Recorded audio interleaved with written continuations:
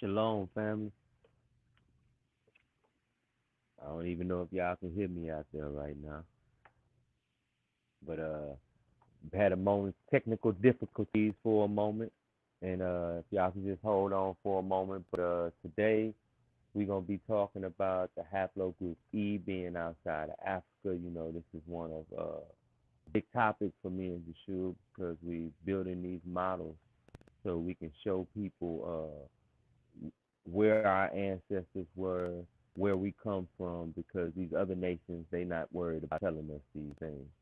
Um, so it's gonna be real interesting because we find the haplogroup E outside of Africa in many places before we find it within Africa. A lot of the new theories about where it originates at is not within the continent of Africa. So I think this is going to be real enlightening, and it's another step in progress towards us building these models. Like I said, and I really, really, really looking forward to it. Technical issues that I just had, man. My internet's been acting up, man, all week, man. So if there's pauses in this broadcast, my internet provider is being very difficult at the moment. So I, saying shalom, shalom to everybody. Hey, could you hear me all that? Shalom, Amari, Bro Lavelle. You're welcome to come on the show and tell us why we're pseudos. So at the end of the broadcast, I will place the link in the chat, and you can come on here and explain to us and demonstrate to the audience why you're calling us pseudos. Okay? You said my mic's going in and out. Can anybody hear me? Can you guys hear me? You talking to James? Can y'all hear me?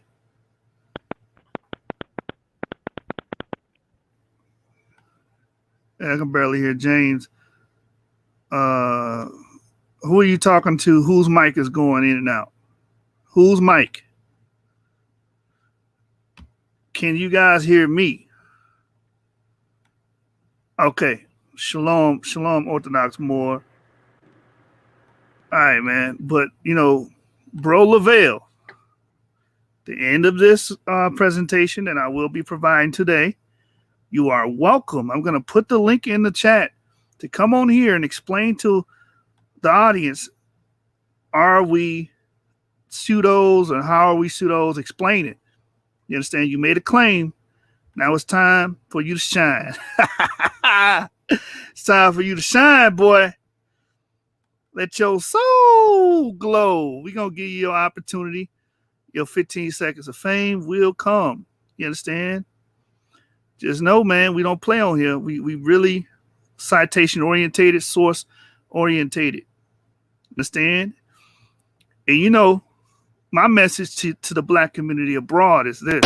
Read a book, read a book, read a motherfucking book. Read a book, read a book, read a motherfucking book. Read a book, read a book, read a damn book. Read a book. If you don't take anything from this lecture, at least take that from here.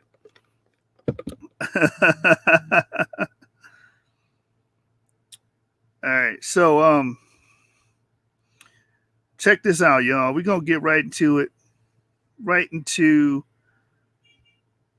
the lesson, man. You can see haplogroup E outside of Africa. Yeah, Orthodox more. You know what I'm gonna hit them. I'm gonna hit them with, man. Message. I'm trying to increase the literacy rates in the black community. Damn it, one live stream at a time. Okay, that's what we're going to do here at the Source. We take pride in reading here. The fundamentals count here. You understand? So no further ado, let's get right into it. I'm not gonna hold y'all up. I know y'all waiting on the Nets, and I mean not the Nets, the Hawks and the Philly Chokers. and what's the other game going on tonight? You got another game after they got the Clippers and the Jazz. I know y'all want to get to that, so I ain't gonna hold y'all too long. You know what I'm saying? But what we are gonna do, we're gonna get into this, man. We're gonna get into Haplogroup E outside of Africa, because for years and years, we have had people try to lock our people into Africa. The funny thing about it is the evidence is showing the opposite. The evidence is showing that we were outside of Africa, and the gene flow actually comes from outside of Africa and then travels and migrates into Africa. That's the history that has not been taught abroad. And that's what we're going to bring out today here on The Source. Haplogroup E arose outside of the continent of Africa. Then later, we all know, if you've been watching and following the videos, the Bantu expansion is pretty much the domination of Africa by our ancestors coming in and sweeping through Africa and displacing the autochthonous indigenous Africans, the Khoi, the Forest, the Bush people, the early Nilotic people. We pushed them out and replaced a lot of them. Okay. All right. So let's get into it, man. Like my beloved Luck says, we're getting ready to chop up this fable. All right. You guys should be able to see the beautiful PowerPoint presentation on the screen. You know how we rock it, man. 7 Gang, Source Gang over everything. Hit that like button and subscribe to the channel. You understand? You know what I'm saying? Let's get it. Let's get right into it. You understand? So, internet is a little choppy, so I'm going to try to keep my eye on it and make sure that I'm not going in and out. All right? So, this is what we're going to do. We're going to go to view, and then we're going to go to reading view. Let's get started, man. Haplogroup E outside of Africa. The evidence against the scientific racist model. Yes, it's a racist model to try to shoehorn or stick or limit, rather, Haplogroup E, our ancestors, majority African Americans ancestors, to Africa. It's based on modern population density. A lot of it's based on slavery. Oh, where the last place you guys came from? You guys came from the west coast of Africa, so therefore you always have to be there. They don't do that to any other group but us. As if migrations don't happen, as if famines don't happen, as if war doesn't happen. People travel. And you're going to see our people have been migrant people for some time. All right, so we're going against that, man. We're going against the grain. The crux of today's presentation, studying haplogroups should put more emphasis on the people and not old antiquated continental race ideas from the past. Many of these racial ideas are built on continental race theory. You understand? Where Africa is black, Europe's white, America's red, Malaysia's brown. Okay. This comes from this 5-race theory that was brewed up by Karl Linnaeus and Blumenbach. You understand? This is 18th, 19th century stuff. It's antiquated. It's old. It doesn't fit biology. It doesn't fit genetics. It doesn't fit genomics. None of it. This black identity stuff that y'all run with does not conform with what we see in genetics. It does not. For example, Haplogroup E has black and white people, what you would classify as white. European male, stringy hair, narrow nose, blue eyes. Haplogroup E contains that, meaning we share the same paternal ancestors as some of these white people. Okay. Hey, Jashub, that go to when they be talking about, you saying we more related to the white man than we are to them Africans? Yes, haplogroup E1B1B is closer related to E1B1A than it is to A and B. That is correct. That's a fact. That's a fact, because we don't have no connection to the Khoisan people. We don't. We're not those people. The original Khoi. You understand? The Bushmen, the Pygmies, You understand? Chris Rock does. He's haplogroup B. So he relates to the Bushmen, you understand, and the pygmies and the forest people. We don't. So excellent point, man. So these old ideas based on skin color are things of the past. And it's 2021, and it's time that we leave those things in the past and progress. Okay? Many people associate black people with only Africa. This is false as well. We're going to touch on this. We have black people in the BMAC culture, which is in Iran and Iraq. We understand that because of Syria, Sumer. We understand that the black-headed people were there. Okay, that's historically sound. That's been concretized in history. We understand that Cheddar Man's population was all black, right? All of Western Europe looked like Cheddar Man, which was very highly pigmented, highly melanated. So how are you associating black people with only Africa? Okay, and if you go to the Bonaparte mural in Central America, you see nothing but black people being depicted there. So again, how are you only limiting a phenotype and skin tone to a continent? Same thing with Europe. You limit white to Europe. Same when we know East Asians have that same degree or lack of, rather, a melanation. Okay, so again, continental race theory fails. It does not hold up to empirical scrutiny, things that we can observe. There are black people in the Andaman Islanders. There are black people in the Pacific Islands. We see different black people like the Negritos, for example. Okay, the Australoids.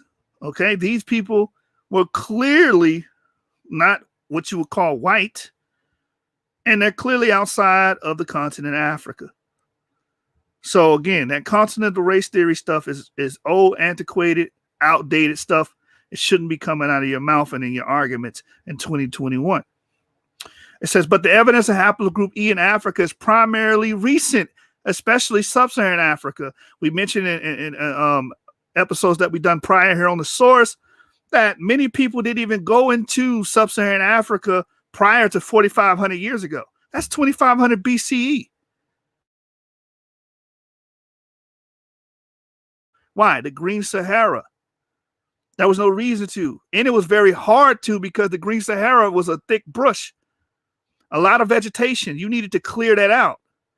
You need to have tools and equipment to clear that stuff out. And you wouldn't leave it because most of humanity, in the history of humanity, society would live next to what? Water, pluvial deposits. Many rain pools and pluvial deposits, meaning water deposits, were replete in the Green Sahara. You wouldn't go away from that. This is why you see populations close to the Nile. It's the water source, pluvial deposits. This is where you see society reign. This is why you see it in Mesopotamia. Why? Because you have the Euphrates River. You have these great rivers there that can support a society. You need water. Okay, they would not go deep into Sahara. The Sahara was, below the Sahara was uninhabitable for thousands of years until the Green Sahara shrunk. A process of desiccation, which just means drying, and became the desert we know it today. Then you see people penetrating around 4,500 years. How do we know that? Because the pottery assemblage. The more pottery shards you see, the bigger the population is, the more human activity is going on during that time. This is how they judge these things. This is why they give a date 4,500 years ago is when we start seeing people penetrating the Sahara. Okay. So haplogroup E could not have arose in sub-Saharan Africa. It says, in today's episode, we will discuss the evidence pointing towards an external origin of haplogroup E. We're going to use scientific empirical data here. All right.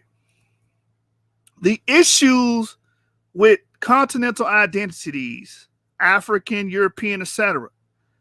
There is a larger set of philosophical issues about the notion of any of the continental communal identities. When do they start? What is their best basis? What must their time depth be? That's important. How long have we been using these terms and considered? About what, 200-300 years, right? For African and you know, in the same magnitude as it's used today, the same capacity.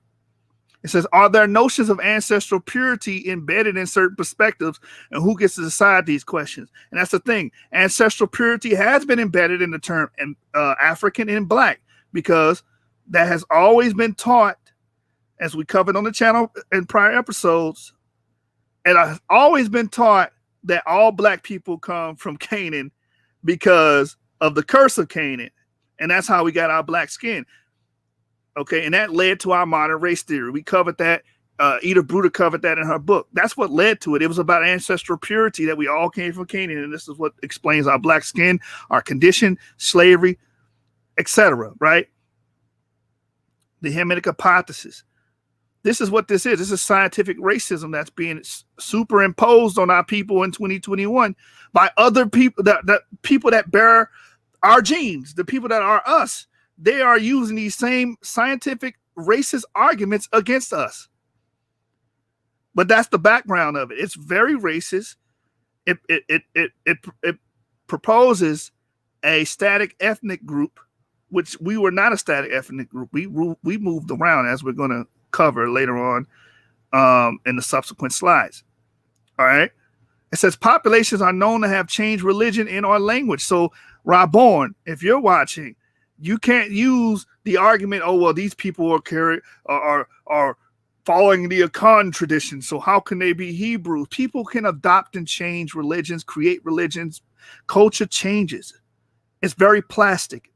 It does not remain the same through acculturation. Okay. So we understand that.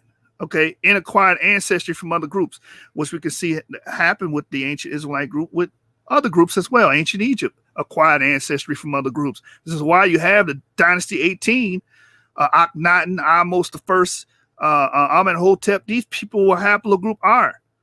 They're obviously the echoes of an introgression or invasion or a migration from a foreign people from outside of those lineages.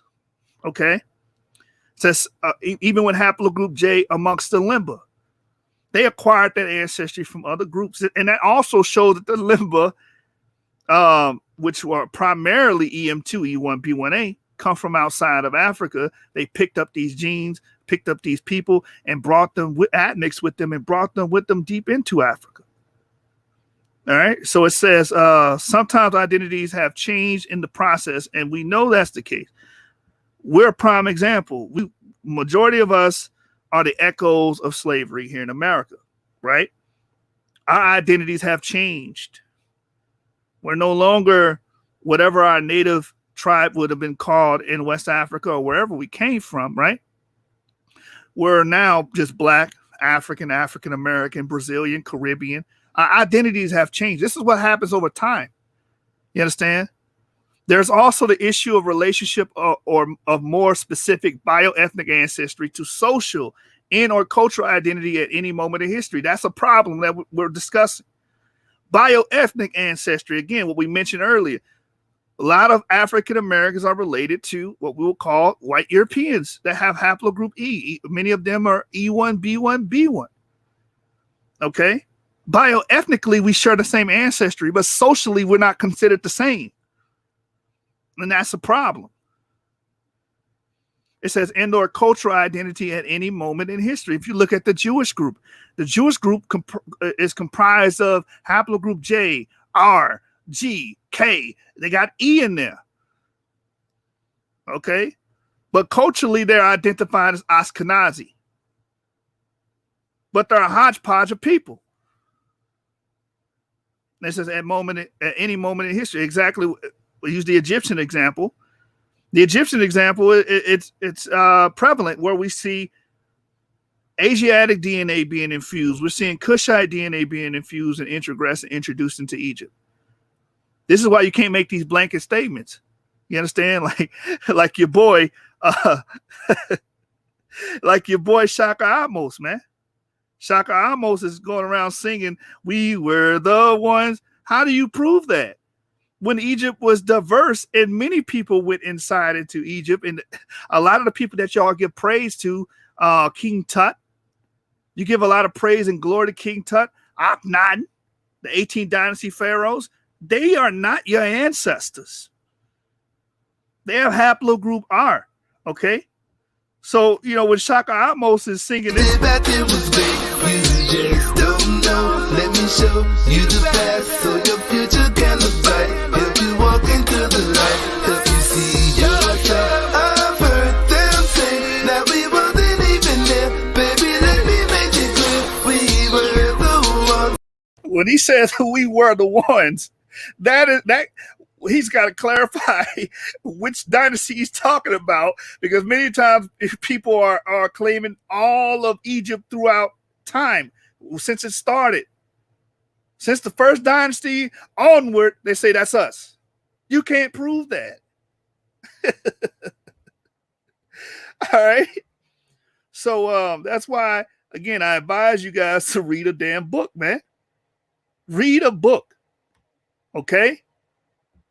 So again, we're seeing that bioethnic ancestry, the socially. Why am I going over this? Because again, a lot of you guys will say, well, how can we be outside of Africa if we African? How can our origin go outside of Africa? What are you basing it off of? The fact that you're socially identified as African. Therefore, you cannot disconnect yourself. It has nothing to do with academia or research. It has everything to do with the social atmosphere and pressures that you witness every day in your everyday life.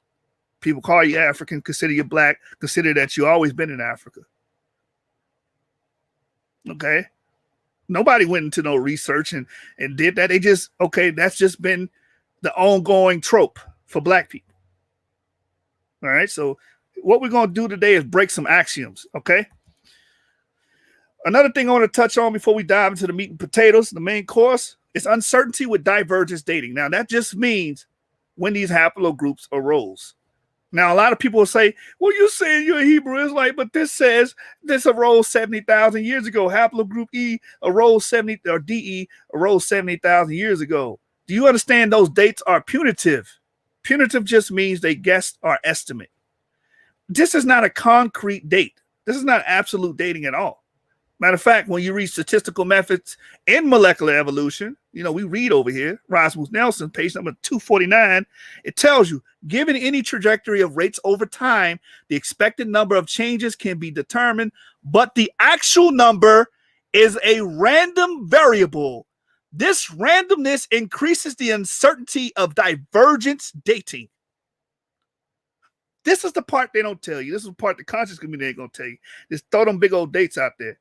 Well, how can you guys be Jews when it says that this arose 20,000, 30, 40, 50,000 years ago? These people haven't opened and read a damn book, man. These dates are punitive or putative. Okay? They're hypothetical. All right? These numbers are based on their estimates and the models that they have on the trajectory of rates over time. What's the rates over time? That's dealing with mutation accumulation. They don't know. That's not observed. They don't know how fast a mutation accumulates. This is why when they study EV12, they said, wait a minute. This is spitting out different clades within a few centuries. But many people are, oh, it takes 10,000, 20, 30,000 years. No, it doesn't. Okay? All right, so don't let people try to trap you with that. Now, we're going to get into the meat and potatoes of this. The big migration into Africa. Almost all of us agree there was some back to Africa gene flow, and it was a pretty big migration into East Africa, says Skoglund. Now, why is this huge? They're going to date this. They're going to date this to around 3,000 years ago. Okay? That's huge because this is around the time of the Bantu expansion. A lot of people know it didn't happen 5,500 years ago. Again, these are estimates. But most people say around 3,000 to 4,000 years ago we had the Bantu expansion. It's huge. That's showing African gene back to Africa gene flow as well, because we're seeing these people carry Southwest Asian materials. Okay, Southwest Asian techniques that you don't learn overnight, like iron metallurgy. It's a very difficult thing. And the only way that you can learn iron metallurgy and iron smelting is to have a grasp on pyrotechnology. Okay? These people were carrying bananas, coconuts, humpback cattle. All of these things come from Southwest Asia. Then you get to the people and say, no, they African. They were just always in Africa. No, No. Read a damn book. All right. Sources on the left side of the screen. Haplogroup E had its genesis outside of Africa. In terms of Y chromosome-specific markers, there are a number of markers in haplogroups that had their genesis in Asia. For example, although the DEM1 suprahaplogroup, YAP insertion, has been postulated to have its origin in East Africa approximately 65,000 years ago, more recent reports indicate Asian origin and an introduction to Africa later.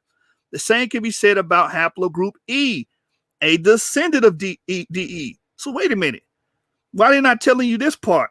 They only tell you one side of the story. Oh, well, you know, scientists say that we came from East Africa. First of all, it's a postulation. Secondly, there is a competing model. The competing model says it came from Asia. Why are you pro-Africaners not talking about that? Huh? And it says the same can be said about haplogroup E, a descendant of DE. And that's another thing I want to touch on. Why when we get to haplogroup E, we get stuck on stupid, but when we look at D, D is in Japan. D made it all the way to Japan, Tibet, the Andaman Islanders, DM174. D traveled. Then you get the E, you get dumb, you get stupid. Oh, well, E was just, foragers in Africa. Then that never been the case. We were agriculturalists. We were agrarian. Matter of fact, haplogroup E has been said to be responsible for spreading agriculture into Africa. Okay? And you know, agrarian societies move. They migrate. Why? Whenever there's a famine or a drought, they have to move to accommodate their crops. They're not static or stationary or sedentary. They move. There was no Walmart back then for them local market so they can go and get the vegetables. All right? So haplogroup E has been postulated to originate in East Africa and Asia by two independent research groups. So there's competing models here. If indeed haplogroup E, the most abundant lineage in Africa, had its genesis in Asia, it represents the most successful back migration of modern humans into Africa. Why? Because it's the dominant lineage in Africa through what? Through what? The Bantu expansion. And now you got people like Kyle trying to separate himself from the Bantu. Now you got the Bantu language group and we got the Bantu demic diffusion that went through Africa that dealt with people. When we say the Bantu expansion, we're talking about the demic diffusion, the people. And the haplogroup clade I come from is EU290 was part of that. Now a lot of you guys trying to separate yourself from that. I don't know why. The Africanity insanity must stop. So when you see some evidence about some kind of Asiatic origin, now you want to disassociate yourself from these people. But they're your ancestors, man. Get over it. And the source is Genomes, Evolution and Culture by Rain J. Herrera and others, 2016, page number 190. A Near Eastern origin being postulated again. It says the E haplogroup and its Yap parent have been a point of contention, with both being an African origin. Brother, why you calling me? You know I'm on the phone. You know I'm on the thing. With both being an African origin by some researchers, but now with some postulating an Asian Near Eastern origin. So it's two sides to the story, man. Why are we not getting any commentary, any shows like this on Sinetta, the conscious community? Why are they not bringing this out?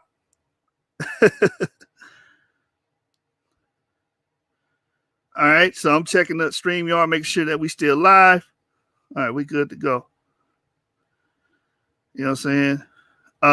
Ramayahu has a good comment. He says, they swear we hate being African. They think just because you are black, you are from Africa, which definitely is racist. Exactly, that's racist.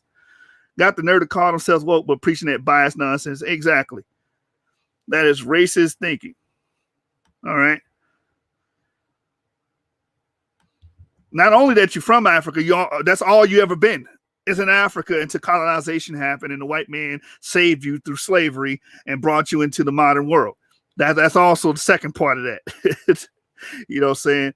And this is from the genetics of African populations, basically, given the hypothesis, okay, that E haplogroup has been postulated to have an Asian Near Eastern origin. Majority of the evidence shows a migration into Africa. This is another thing about, how they use the word a backflow into Africa. I have no gripes with an origin in Africa, but here's the interesting thing. When we look at the data, we don't see, most of the data we see is people going into Africa from Southwest Asia or from a corridor. That's most of the data we see. A review of the information provided by these uniparental DNA markers, which is Y chromosome, X chromosomes, right, reveals that the majority of the migrations detected are out of Africa, but back to Africa. So we don't see, that's a typo there.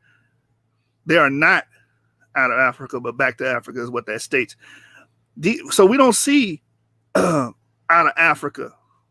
And majority of the migrations we see, majority of them are going into Africa, okay, which they're calling back to Africa because they believe in the out of Africa theory. It says these back to Africa dispersals are clearly observed when the distribution of Y chromosome specific in mitochondrial DNA. With the distribution of Y chromosome specific in mitochondrial DNA, haplogroups of Eurasian origin is illustrated in the regions inside Africa and Southwest Asia side of the South and the North corridor. So they know these migrations took place because you have haplogroup T, a Near Eastern clade found within Africa. You have J, that's Near Eastern as well, found within Africa. You have R. We can keep going. These Asian clades found within Africa. Okay, and European clades found within Africa. Unless people moved and migrated through the Levant corridor into Africa. There's plenty of evidence for that. It's not too much evidence the other way around, so it's very intriguing. Middle Eastern farmers' genetic imprint inside of Africa.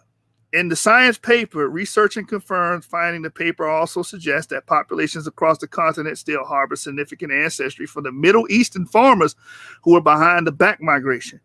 Populations in East Africa, including Ethiopian highlanders who live near Mota Cave, carried the highest levels of Eurasian ancestry. This is important because many of these Ethiopian highlanders are E1B1A. It says, but the team also found vestiges of backflow migration in West Africa and the Pygmy group in Central Africa, the Mabuti. Okay. Let's keep going. 3,000 years ago, limited to Eastern Africa. Limited to Eastern Africa. We just had somebody jump in the call. Oh, that's my brother James. All right, so check this out. 3,000 years ago, limited to Eastern Africa. So they're saying in this paper, they made a correction.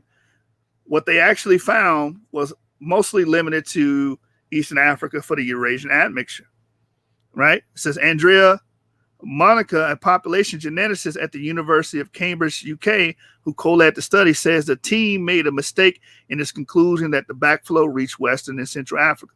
The movement 3,000 years ago or thereabouts was limited to Eastern Africa, he says. So what they can detect genetically is limited to Eastern Africa. That's the correction they made with this paper. Now, with that being stated, does that mean those other groups don't have it? No, because over time, we know what? DNA fragments over time. So those signals can get weaker and weaker and weaker through population boom, the more you reproduce, or through time in general. So that doesn't necessarily mean all of them don't have it. But what's important, these highlanders have it. And they date the microsatellites back to 3,000 years ago. This is when the admixture took place. All right. Which coincides with what we call the Bantu expansion, by the way. Admixture reveals Eurasian gene flow. Although the first humans left some 100,000 years ago, a study published in 2013 found that some came back again around 3,000 years ago. This reverse migration has left its trace in African genomes. And the Mota man was E1B1A2, EM329. Okay. Let's keep going.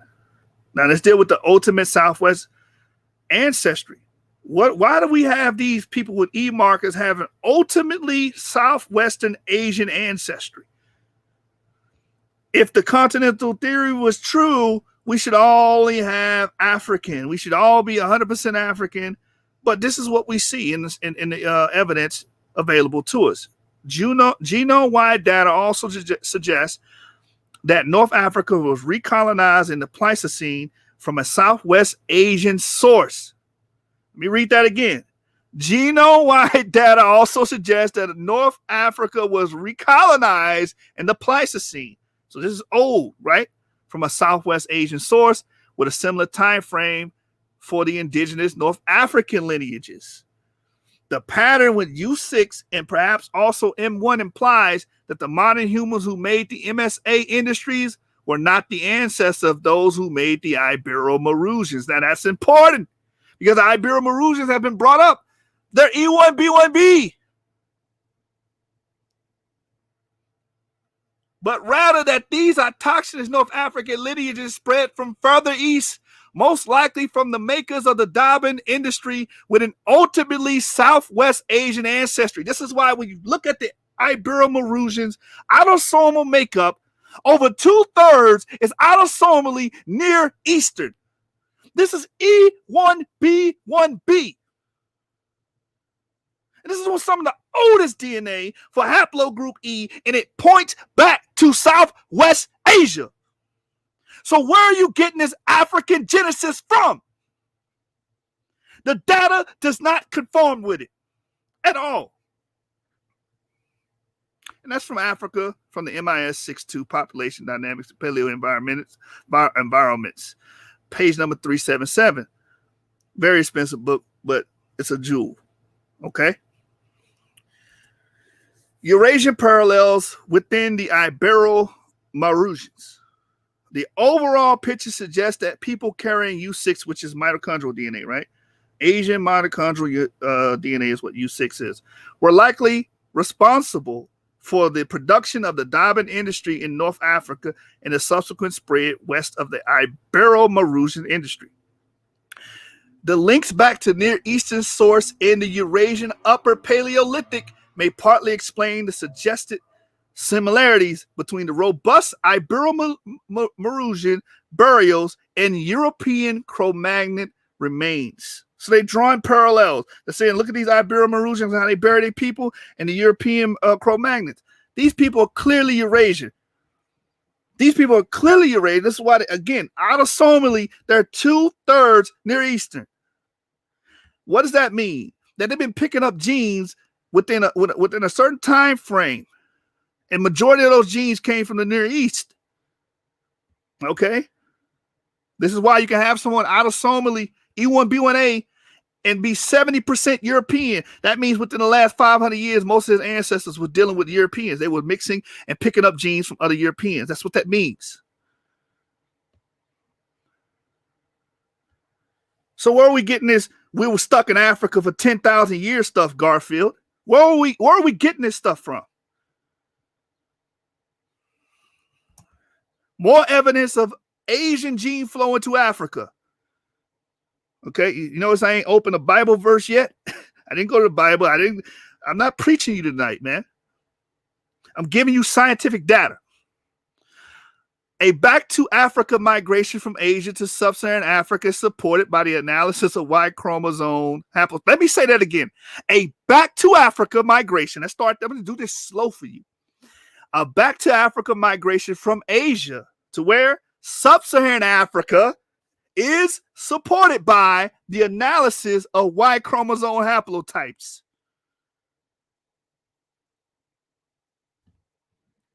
This is what we've been teaching y'all and telling y'all this whole damn time. The analysis suggests that a significant amount of the extent of the Khoisan gene pool from Southern Africa is East African in origin, and that Asia was a source of a back migration to where? Sub-Saharan Africa. This is why I tell you guys, man. Reading is fundamental. Oh, man, you gotta read. Read a book, read a book, read a motherfucking book. Read a book, read a book, read a motherfucking book. Read a book, read a book, read a motherfucking book. Read a book, read a book. Please read. Please read. Start reading, man. Because you guys just go on these tyrants on Facebook and social media, and it's a lot of baseless claims. Okay? Dasharab said the Ethiopian Highlanders are not haplogroup E, they haplogroup J. You're welcome to come on the show when I'm done with my presentation and present that information, brother. We want to see it. All right? So, with that being said, let's get back into this, man. Read a damn book. All right?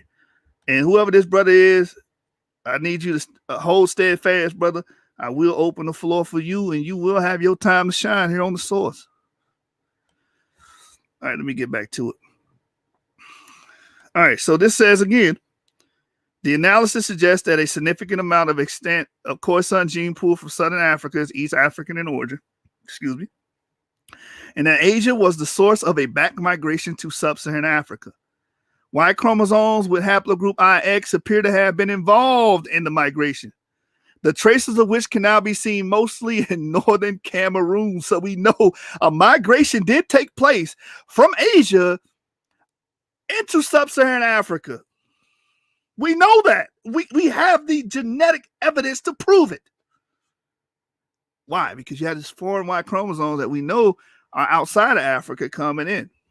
Okay, many people say we start seeing that 3,000 years ago. When are we going to start believing the African oral stories of them coming from outside of that area and coming from the Middle East, coming from Asia? We see the DNA and the admixtures with them. We see it with the limba. They got J and T with them. When we going to start at least adhering or trying to figure out what they meant by that? The genetic expansion of E1B1B clades is another dagger on this, man. These specific mutations, M34, M78, and M81, all E1B1B, right? Our brother clade, have also been found in European and Near Eastern populations, suggesting a high degree of geographical haplotype distribution. Let me say that again. Suggesting a high degree. This was going on in a high frequency, man. Okay? This was not a small matter. Suggesting a high degree of geographical haplotype distribution within and out of Africa. That part right there stung some of you guys that's watching. Out of Africa. Say it with me. Out of Africa. A coalescence age of chromosomes carrying the M81 mutation was placed at approximately 2,000 years ago, suggesting a more recent wide genetic expansion of M81 haplotypes in northwestern Africa. So they're saying this happened much recently, and a lot of this geographic distribution we have the proof of. And again, that's Ancestral DNA, Human Origins, and Migrations by Rain J. Herrera, Ralph Garcia Bertrand, page number 140. The route into Europe and Africa was known to the ancient. Okay? In addition to the wide geographical distribution of EM81 in northwestern Africa, but absent in other parts of Africa, the RM207 and RM173 mutations, normally found in Western Eurasia, Central, Northern, and Southern Asia, were found in high frequencies in sub-Saharan African populations such as Cameroon. Based on this Y chromosome data, the presence of a predominantly Asian mutation in sub-Saharan Africa seems to suggest a male-dominated backward migration from Asia to Africa. This is how we know it happened. This migration happened. We can see the remnants of their population there. How did they get there? Migration. This is supported by the observation of KM9 haplotypes in Asia and the reported discrepancies of Africa. Haplotype OM117 is believed to be part of the chromosomes present in Europe that derived from an ancient Eurasian migration. It is speculated that a prior Asian migration into Europe and Cameroon may be responsible. Same book, pages 141 to 142. Why DNA cements the Asian migration routes? Genetic data observation of Y chromosomes and haplogroups suggests the possibility of at least two non-African migrations into the Horn of Africa prior to 3,000 years ago. Let me read that again. Genetic data observation of Y chromosomes and haplogroups suggests the possibility of at least 2 non-African migrations into the Horn of Africa prior to 3,000 years ago. First, the Horn of Africa populations contain characteristics of haplogroup EM78, a subgroup of haplogroup EV32, which is believed to have originated in North African populations almost 6,000 years ago. Second, the presence of haplogroup T, we mentioned that, right? TM70 is present in a moderate to high values in some Horn of Africa to have originated in the Levant around 21,000 years ago. So we're seeing this foreign DNA. Okay, we see the T amongst the Limba, we see the T amongst that group. So they obtained these ancestries from the outside groups, as we read earlier from Mutesius' work, right? And they brought and migrated with them. Okay. Major discovery in Mesolithic France. Now it's finna get ugly for the pro-Africaners out there. It's finna get very ugly and dark for you. Okay? It's finna get and this is why reading is fundamental. All right, this is from a paper known as Ancient Genomes from the Present-Day France Unveils 7,000 Years of Its Demographic History by Samantha Bruno. PNAS is where you can find that. June 9th, 2020 is when it was published. Using genomic data as well as paternal and maternal lineages from more than 200 individuals, including 58 low-coverage ancient genomes, we show the population structure from Mesolithic to the Iron Age in France and trace the changing frequencies of genotypes associated with phenotypic traits. Importantly, we also report the late persistence of a Magellanian-associated ancestry in hunter-gatherer populations, showing the presence of the ancestry beyond the Iberian Peninsula in the late Paleolithic. This study complements the genomic history of Western Europe for this broad period by supplying a large genetic transect of 3 regions of France. Now, let's look and see what they found in France, Mesolithic France. We're talking 5,000-6,000 years ago. Let's see what they found there. It says data from ancient Western Europe fills a geographic gap that was so far missing, allowing a more global view of a past population dynamics in Europe. Okay, that's what this paper purports to do. Watch this. When you go to the supplementary methods and materials, this is what you find listed. Y-DNA, E1B1A. Y-DNA, Y chromosomal DNA, E1B1A in France around 4,700 years ago, before present. E1B1A in France. We don't even find it in Africa that old. We don't find it. We find it in France. Come on, man. What's going on, man? You got something? You ready? You gonna say something, James?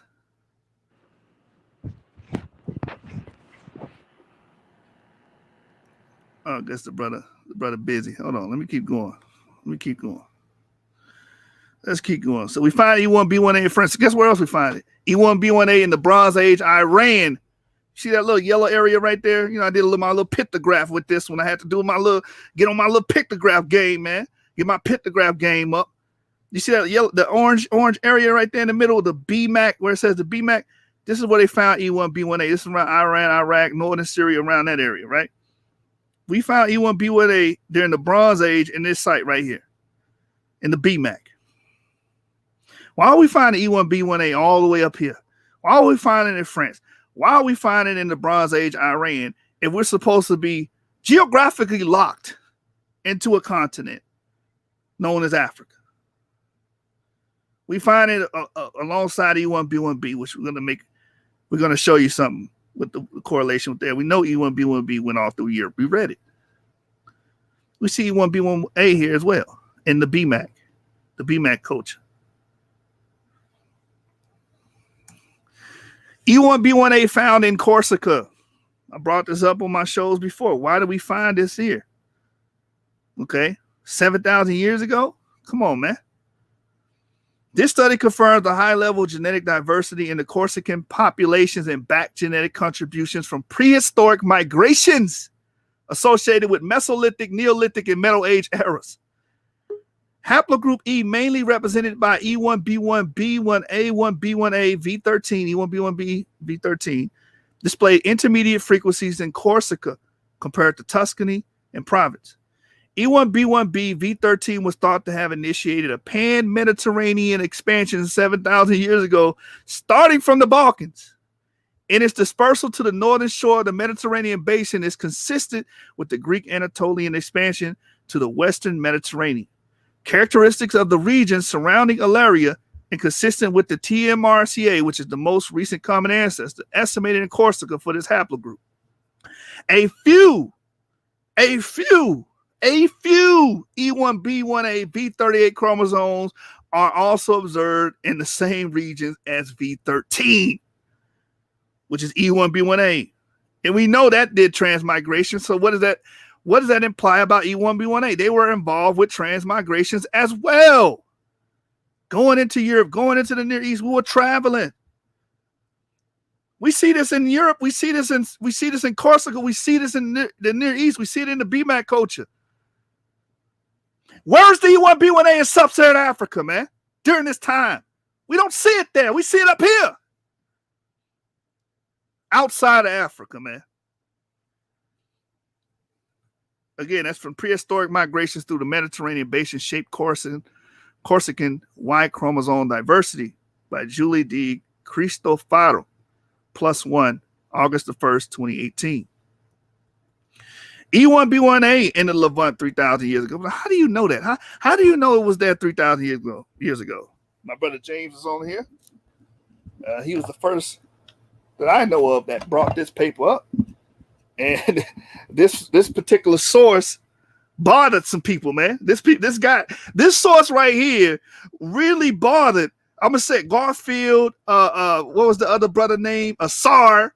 These brothers hate this paper, man. This really made them go out their way. You know what I'm saying? Because the implications of this paper and the magnitude of the implication of this paper is going to bother you if you've been teaching that we've been landlocked in Africa for thousands of years, especially sub-Saharan Africa for thousands of years. This will, shake up and rock your world. So let's read it by the sister Priya Morjani. History of the African gene flow into Southern Europeans, Levantines, and Jews. Says we also detect 3 to 5% sub-Saharan African ancestry in all 8 of the diverse Jewish population that we analyze. 3 to 5% just means it's ancient. That's very ancient. Okay.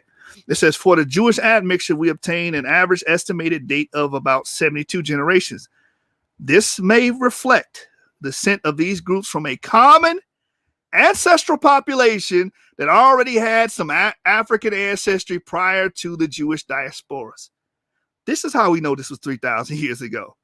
Because prior to the Jewish diasporas, that's going before the Northern Kingdom being expelled, many of the Northern Kingdom being expelled by the Assyrians. That's prior to the 8th century BCE. That population of Israelites had African ancestry, according to this paper. Whether you like sub-Saharan African ancestry, whether you like it or not. And how did they come to this conclusion? It says for most analysis, we use HapMap 3, Utah European American, to represent the Northern Europeans, and HapMap 3, Yoruba Nigerians, to represent sub-Saharan Africa. Let me say that again. They use Yoruba Nigerians, YRI, to represent sub-Saharan Africans. That's the damn group that was admixed, that was there, present in the Levant, in Israel, 3,000 years ago.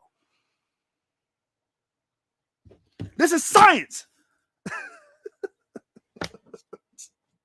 Yo, we're not Bible versing y'all. Let's go, man. Yoruba Africans within the original Jewish cluster.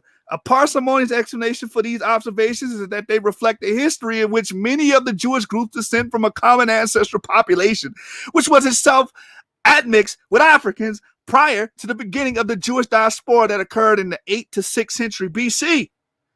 This is what the paper says. Take it up with them. Take it up with them. This is when they dated it, prior to the Jewish diasporas.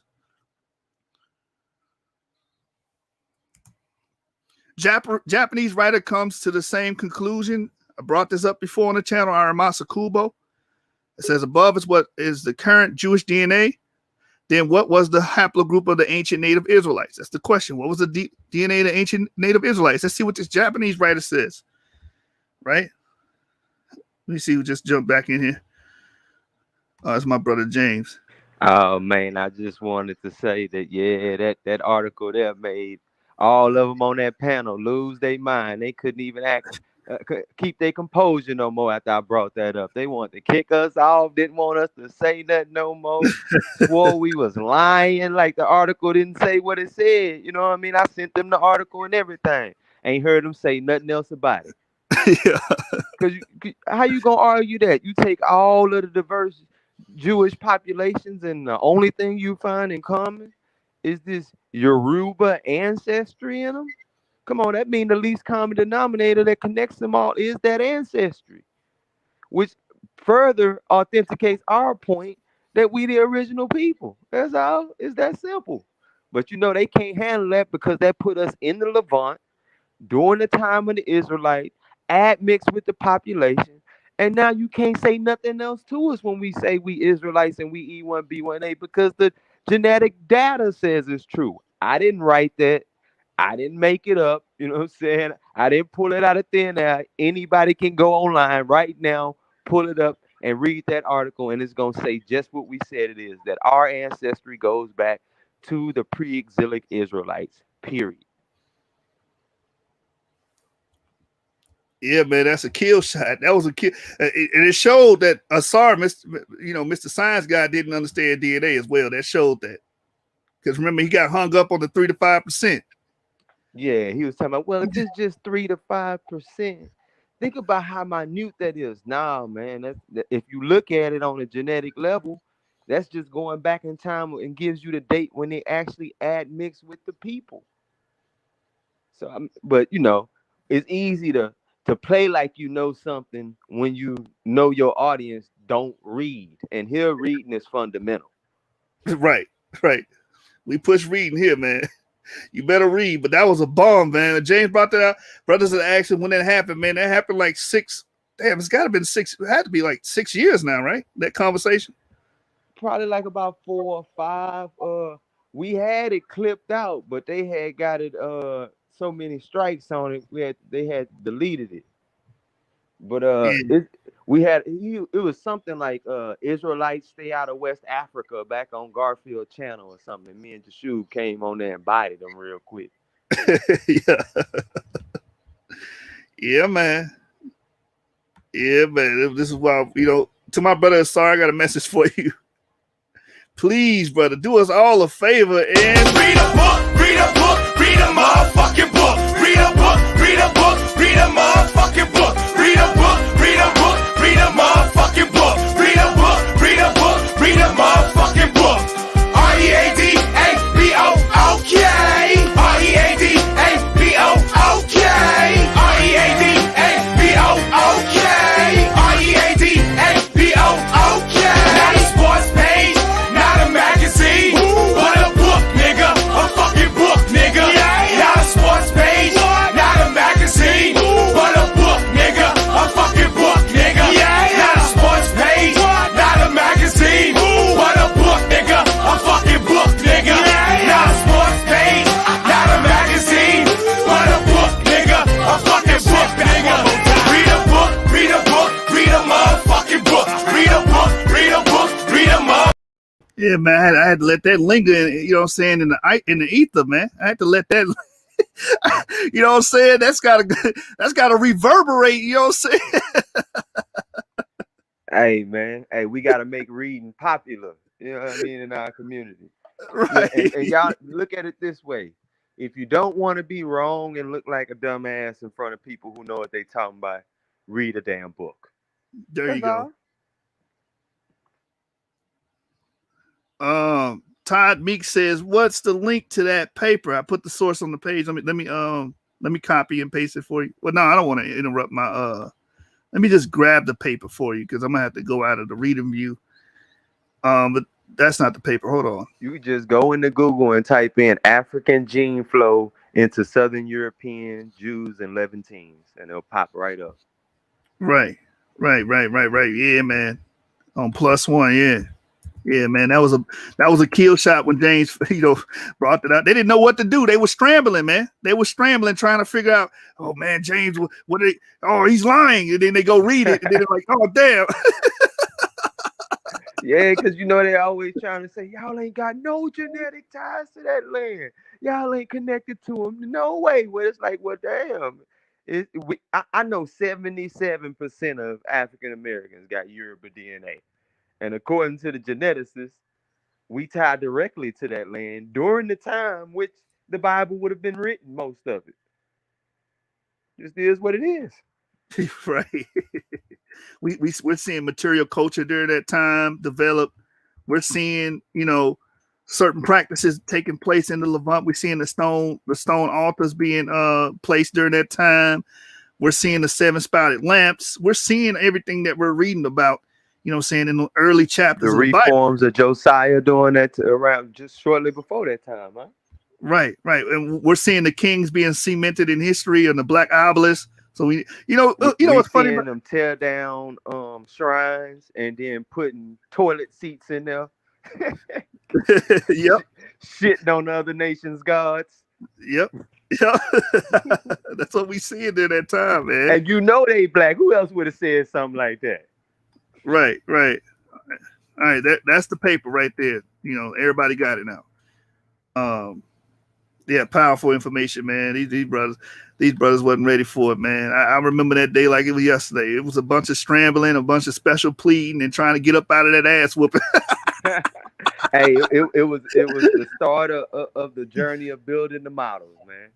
Because once you got something like that, I had to be like, man, I know I can build, because I believe God is true in what He say. I believe my ancestors wrote down ancient history from their perspective. So I believe it's true. So I believe that if I look for the evidence gonna pop up. And guess what? If you seek, you will find, because this evidence just can't stop popping up on your shoes. Man, this is everywhere. Like every day.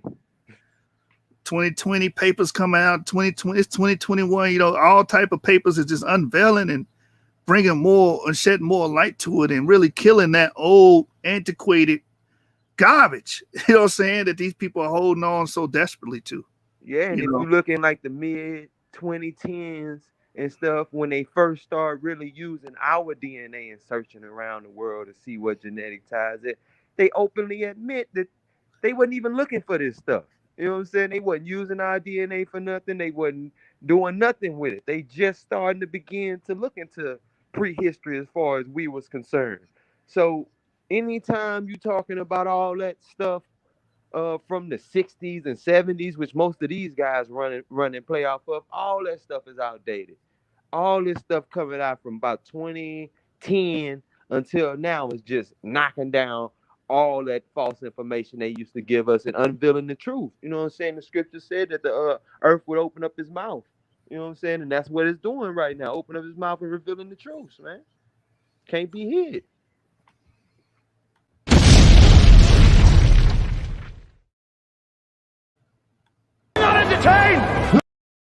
Are you not entertained? That's a fact, man. That's a fact. You know what I'm saying? Yeah, I know we're gonna be we pissing these people off, but I'm the head chairman of I don't give a damn committee. So let's get back. Assholes by nature. ABN, man. ABN.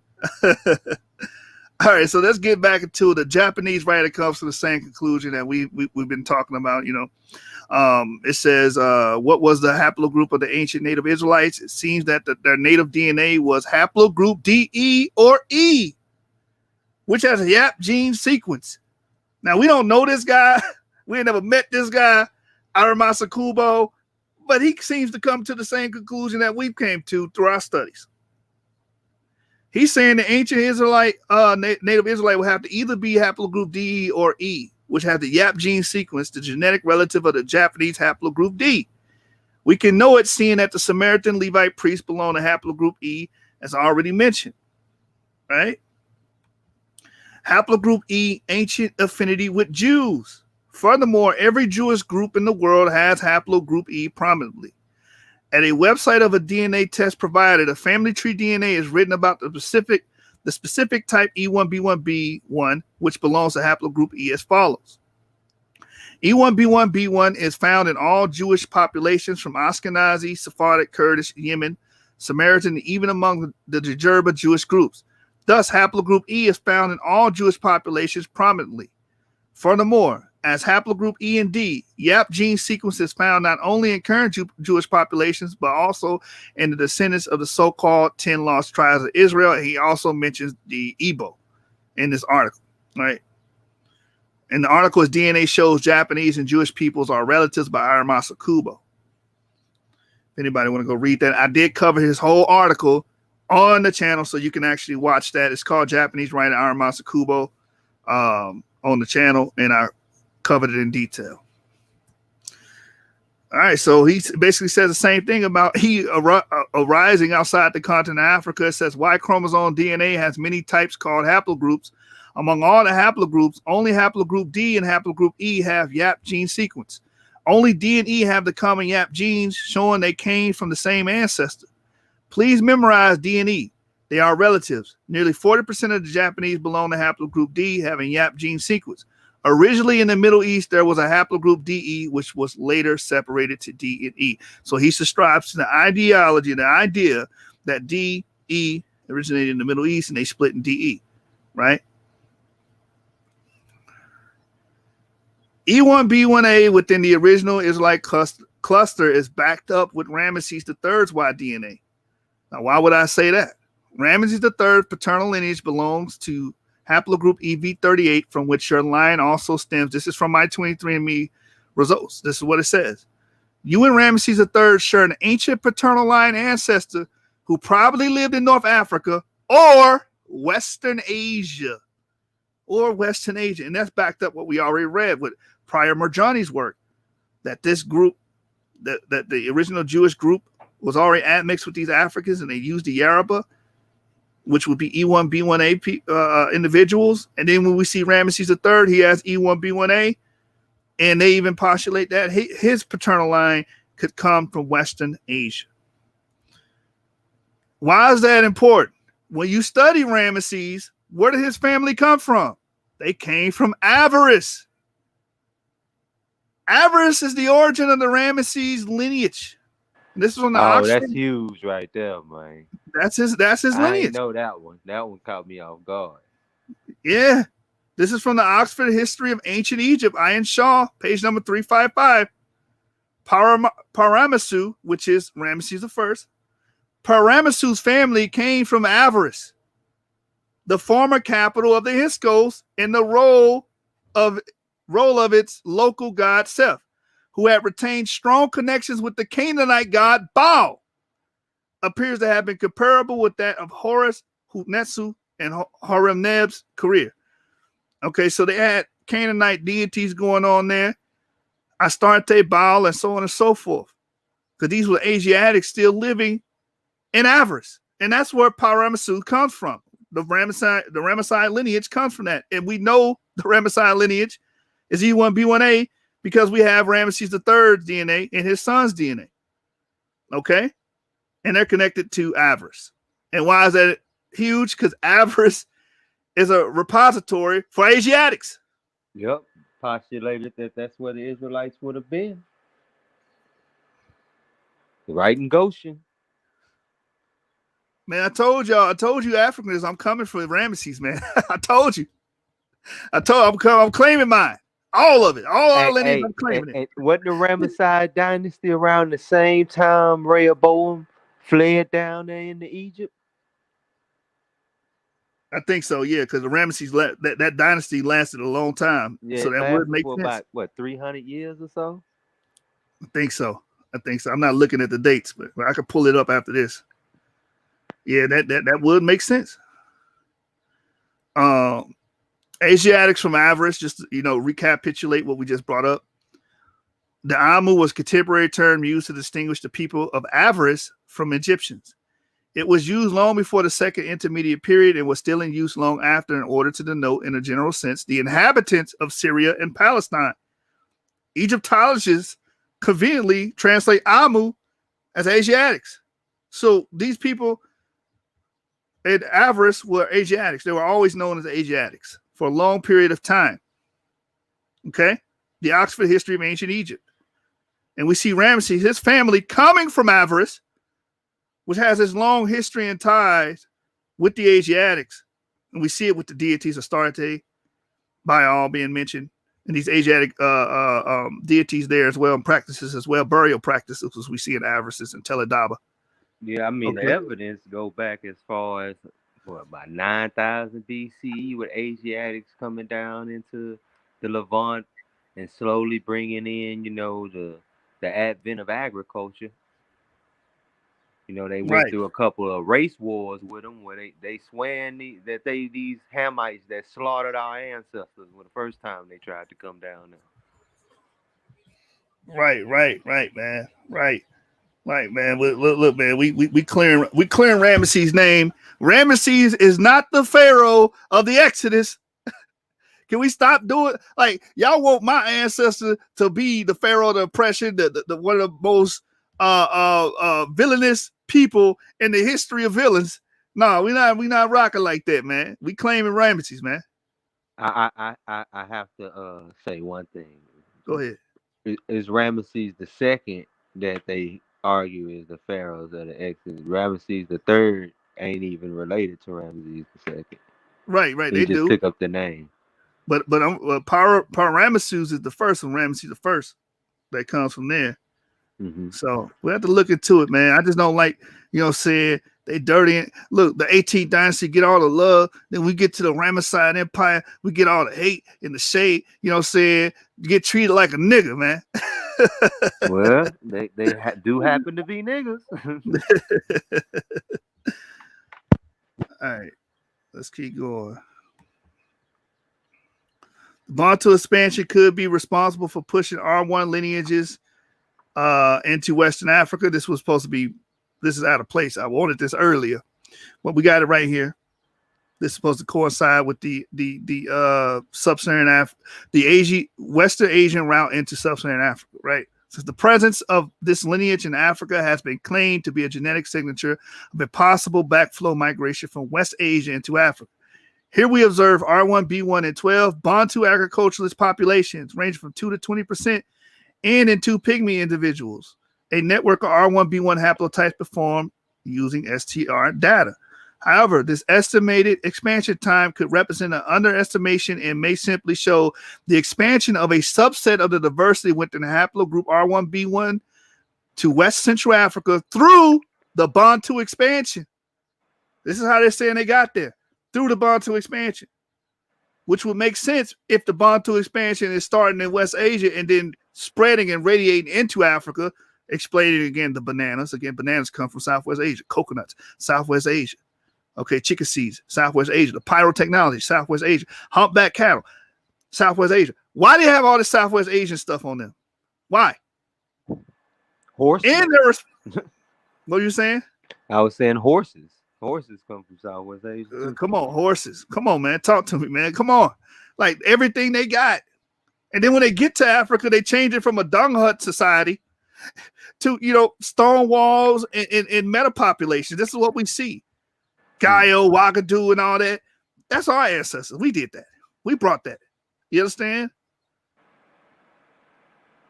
So obviously we had understanding of technology and construction.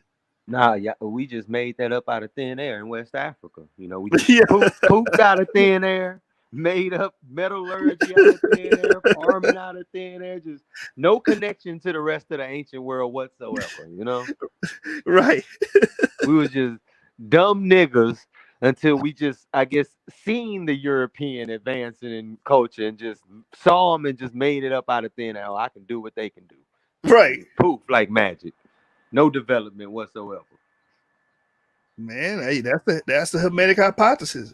That shows you who actually believes in the Hermetic hypothesis. Hey.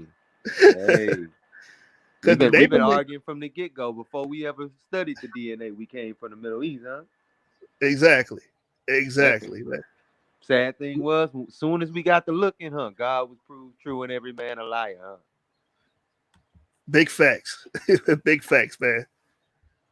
Big facts. We can see it. We can see the evidence right here in your damn face. All right. So it says, having been shown, it says the expansion of a subset of the diversity within haplogroup R1B1 to West Central Africa through the Bantu expansion, having been shown to be especially frequent in northern Cameroon near the putative Bantu expansion origin. All right. And the source for that is genetic and demographic implications of the Bantu expansions. Insight from Human Paternal Lineages by Jima Bernil Lee, Oxford Academic, published April 15, 2019. Again, my sources will always be on the left side of the screen. All right. Again, to recapitulate, go back. Haplogroup E arose outside of Africa, right? We see notable increases in the number of lineages outside of Africa 50 to 55,000 years ago, perhaps reflecting the geographic expansion and differentiation of Eurasian populations as they settled the vast expanse of these continents, consistent with the previous proposals. A parsimonious interpretation of the phylogeny is that the predominant African haplogroup E arose outside of the continent. Where am I getting this information from? Did I just type this up? You know what I'm saying? No, this comes from David Posnick. Okay. This is from a paper called Punctuated Bursts in Human Male Demography, inferred from 1,244 worldwide Y chromosome sequences. You can get that on the PMC, published April 25, 2016. You can see geneticists are coming to this conclusion that haplogroup E arose outside of Africa. They're using phylogeny, they're using DE, they're seeing DE outside of Africa, they're seeing D outside of Africa, primarily DM174 outside of Africa. So they get to E. Why are we making E African? That's the argument. Why are we forcing E to be African? Well, the reason why he's doing it, because modern population density, because that's where we are in today's world. That and they're religiously tied to the continent of Africa. They can't see themselves being nowhere else but in the motherland, you know, with all the mineral resources. Look. Ain't nothing wrong with saying we came in later and civilized that land. Ain't nothing wrong with saying that. We came in, took over, and civilized it. What's wrong with that? Nothing at What, you all. want us to be swinging in the bush huts and in the trees and stuff like the bush people? Running around butt naked like the Khoisan? Right. Yep, that's what they want. With a little cloth over our waist, looking like Adam and Eve. Look like Tarzan. That's what they want. They want to see women running around naked because they horny. They lustful. I don't know the way Shaka almost attacked that straw. He might want to look at the men.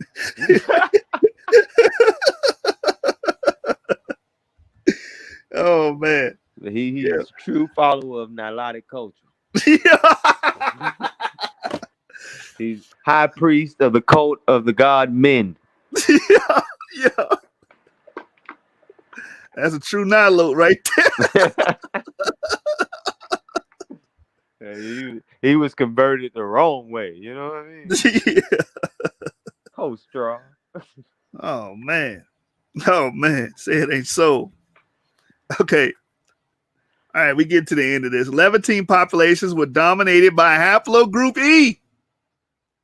The finding contrasts with both early Neolithic and Epipaleolithic Levantine populations, which were dominated by haplogroup E, and later Bronze Age individuals, of all of whom belong to haplogroup J. Look, don't J seem like it's just been tagging along with us throughout the millennia? It do. Now it want to be us. Yeah, man. You come around and see how we do things and operate. Now you want to, you know what I'm saying? You want to, duplicate that. You know what I'm saying? But it's most closely related to the lineages that our ancestors would have called Japhetic, right? Oh, man, European lineage. That's a fact. That's a fact. Then man. how is it Shemitic if Shem would have been D and E, which arose in the Near East, like where the Bible said that Shem's descendants would have went? And we know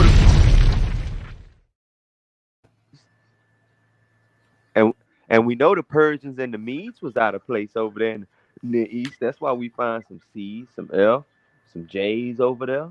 There go that J again, Yep. falling around us agriculturalists wanting to be us. Want to be us, and that goes back to Rob Barnes' point. Oh, they keeping the culture. They keeping the culture. So damn what, man?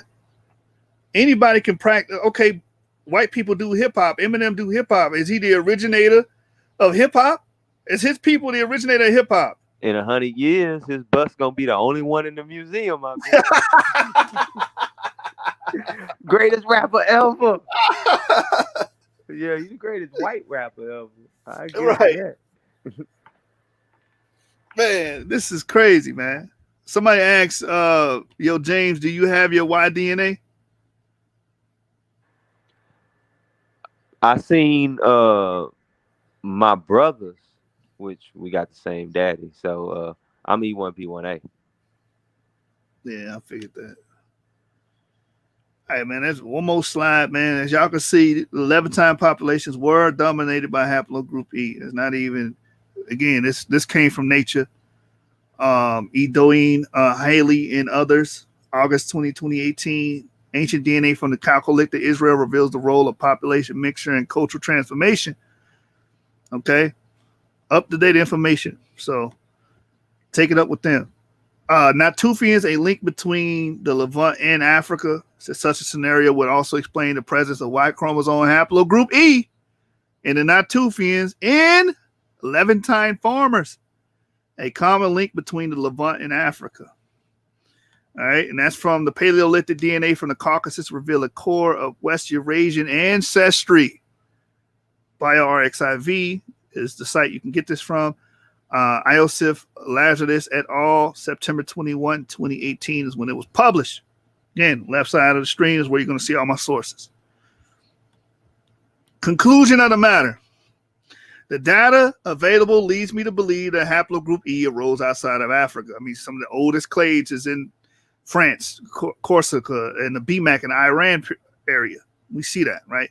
We can see E1B1B, expanding from the Levant, going through the Balkans into Europe. We're seeing it.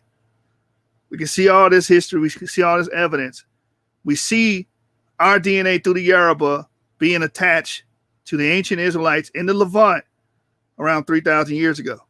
We're seeing all this information. So again, the data available leads me to believe that haplogroup E arose outside Africa. And then we see in DE outside Africa, we're seeing D go all the way to Japan. So why when we get to E, we get remedial. We get very remedial when we get to haplogroup E, our ancestors. So many ancient specimens corroborate this claim. We find E1B1B all throughout ancient Europe, and we find it in the Levant. We find E1B1A in France, Iran, in Corsica. We find individuals with E1B1A clade with significant Eurasian admixture, which dates back approximately 3,000 years ago. Yoruba DNA was used and found in the pre-diaspora Israelite cluster around 3,000 years ago. The Bantu expansion is postulated to have happened around 3,000 years ago, and with them, many Southwest Asian materials are carried into sub-Saharan Africa. Hey, I want to say something to that. That Bantu expansion is like eerily around the same time when all of these different Israelite colonies were set up in northern Africa. We got some dating back to around 1000 BCE, about 900 something like Morocco. We got Carthage. We have Cyrenaica. All these different places where we had colonies throughout North Africa, and then shortly after that, the Bantu expansion kicking off. Around the time when we getting ready to go to war with Rome and different places like that for control of the Mediterranean. I mean, that's just eerie to me. Yeah. And why would the Jews flee? Because St. Jerome says the Jews fled into all the way to the western tip of Africa. That's what St. Jerome stated. Hey, and Herodotus said that Nico II commissioned the Phoenicians to take them around and circumnavigate Africa and colonize it. Yeah. During the time when, the Assyrians and stuff was coming in and going to war. So, I mean, like, around that time of that Assyrian invasion, there's a lot of traffic that suddenly started coming into West Africa, man. And I'm not saying it's only Israelites, but it's a whole lot of people from Western Asia coming into West Africa. Yeah, yeah. I mean, Queen Dido of Carthage, the first of Carthage, she's connected to King Ahab. Um, what was the king of Tyre? I'm trying to think of his name right now. King Hiru, I think his name was. Uh, Harem. Harem, yeah, yeah, that brother. He's according to Josephus, he's of Naphtali because we were mixing with these people and picking up ancestry with those around us. We Uh, do have someone else of the Israelite culture named Hiram. I was curious, but I just thought maybe Israelite language and Canaanite language so close. I just thought maybe that they just shared a name in common. yeah, I wonder what I can't remember what the scriptures say about King Hiram, but the mother being Dan and the father being Josephus saying the father being Naphtali or something like that. Either way, it's showing that there was an Israelite introgression amongst the early Tyrians, and like you brought up, we can see that connection with Carthage, which would go back to Eldad the Danites' point about the Israelites going in migrating. And if you read Eldad the Danites' work about Israelites going into Africa, conquering, it sounds like the Bantu expansion. It sounds like Don't it? nobody, yeah, Don't it? yeah, like yo. We might just have to do a book report on Eldad the Danite, man. Yeah, we can do that, man. You read that thing, man. They going down there, they whooping ass, and taking names and taking land. And And they got oral traditions, you know what I'm saying? Like the presentation I did on Maccabees TV, where I was going into the Yoruba oral traditions, the Hausa oral traditions, the um the Igbo oral tradition, all of them talking about them fighting with these outsiders for a bunch of for about 2 or 3 generations, and then they eventually made them their war chiefs. All of them. that sound like the Bantu expansion, man. Coming in, whooping ass, displacing the men, taking the women, and claiming the land and starting that civilization up, man. Getting them metal populations popping, you know. Hmm. So, And then it seemed shit, like a second wave came in and did the same thing to them. yeah, yeah, man. Same thing in Israel, man. We were there, then the Syrians came, and the rest is history. So, um, man, this history, like it's replete with awesomeness, and I want to always bring our ancestry to the forefront because I think, especially with the African stuff, right? A lot of it is conflated with other people. You understand? Like we brought up 18th dynasty. That's another lineage that we don't belong to. The Khoisan. A lot of people say, "Oh, we brought humanity into fruition." And when you're saying that, you're actually talking about the Khoisan. You're not talking about Haplogroup E. And don't be a smart ass and say, well, they got E1B1A amongst them. Yeah, because of the Bantu expansion. I'm talking about the actual original people of the Khoisan people. You know, They the second oldest divergent lineage. Second. They found the one um more ancient than us. right. The dude in what was he? Carolina? Yeah. No, not the A00. It's one that they say diverged slightly after Neanderthal and archaic human diverged. So it's like probably the earliest modern human in existence DNA, but they're just not sure yet. But they know it's slightly more archaic than the Khoisan. Hey, James, you can answer this one. I know you love answering this one. Vernon Robinson says, so they had Yoruba DNA and Wormian cranials? Exactly, man. People don't understand about the wormy and bones connection, man. Yeah, when you go to the tomb 120 Lakish, you'll see all those wormy and bones in the cranials. 50% of the Phoenician cranials have wormy and bones. We have wormy and bones. Down in Europe, especially in the old world, in Nigeria, and then you want to talk about in India. are the two places with the people with the most wormy and bones. And India was a rest spot for slaves going out towards the Orient, for African slaves going out towards the Orient. So I mean, I think the evidence is overabundant of the connection of the Wormian bones with ancient Israel and with us and with West Africans, man. It's just too much to be even argued against at this point. But Garfield don't like that Wormian bones, man.